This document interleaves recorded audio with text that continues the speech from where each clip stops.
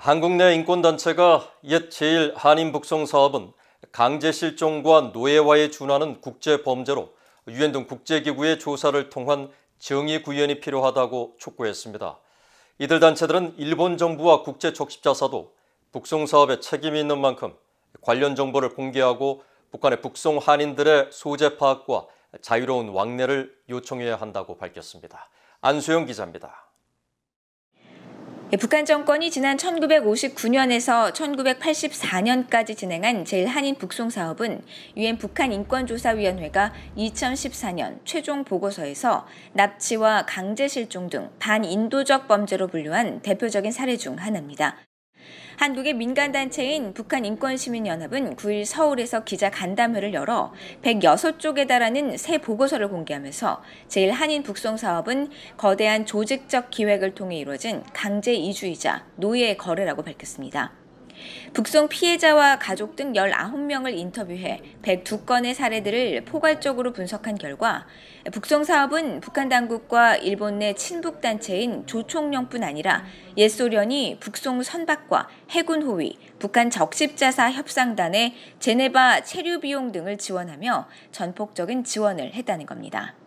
북송 사업은 허위 정보의 주입, 기망, 협박 및 사회적 압력, 꾸며낸 동의, 일본 내 제1조선인의 처우에 관한 주의 의무의 의도적 결여 등과 같은 외부 역량으로 인해 제1조선인의 자발적인 선택과는 거리가 멀었습니다.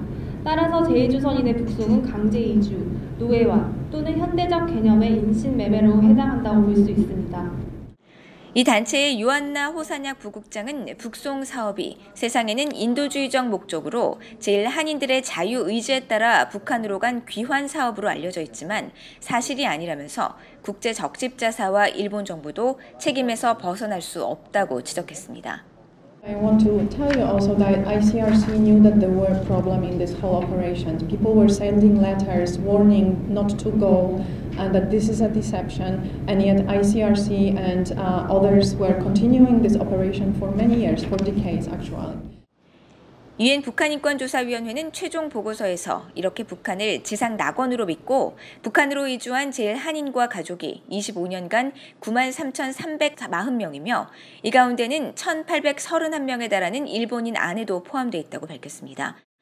북한인권시민연합은 북한으로 이주한 제1한인 대부분이 한반도 이남 출신이어서 성분 차별을 받았으며 불만을 제기했던 사람들과 가족들은 정치범 수용소에 수감되는 등 실종자가 다수 발생했다고 지적했습니다. 북한 당국은 그러나 모든 혐의를 인정하지 않고 있으며 일본 정부나 적십자사는 한인들이 자진해서 북한으로 갔기 때문에 납치와 다르다는 입장을 유지하고 있습니다.